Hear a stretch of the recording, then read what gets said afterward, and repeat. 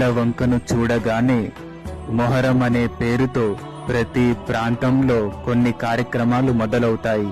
దాదాపు 10 రోజుల వరకు ఎటువంటి ఆకలి దప్పికలను తీర్చుకోకుండా శక్తి అనేదే లేని శరీరంతో అతి కష్టం మీద సత్యం కొరకు యుద్ధంను చేస్తూ వారి పిల్లల్ని కోల్పోయిన బాధను, వారి మహిళలకు ఇతర అనుచరులకు జరిగిన అవమానాలను ఓర్చుకుంటూ చివరి శ్వాస వరకు చెడు మార్గంలో నడవకుండా, శత్రువుల వద్ద ఓటమిని అంగీకరించకుండా చివరకు దైవ ప్రార్థనా సమయంలో దైవానికి తలను వంచి తలను పైకెత్తే లోపే శత్రువుల ఖడ్గానికి బలయ్యి వీరమరణం పొందిన హజ్రత్ ఇమాం హుస్సేన్ గారిని మరియు విషం కలిసిన ఆహారంను భుజించి వీరమరణంను పొందిన ఇమాం హస్సేన్ గారిని స్మరించుకుంటూ ఈ కార్యక్రమాలు జరుపుతారు.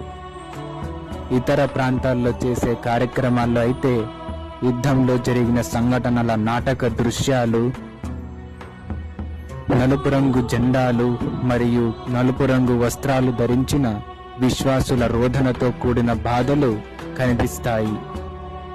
మరి మన ప్రాంతంలోని కార్యక్రమాల గురించి వచ్చే వీడియోలో తెలుసుకుందాం.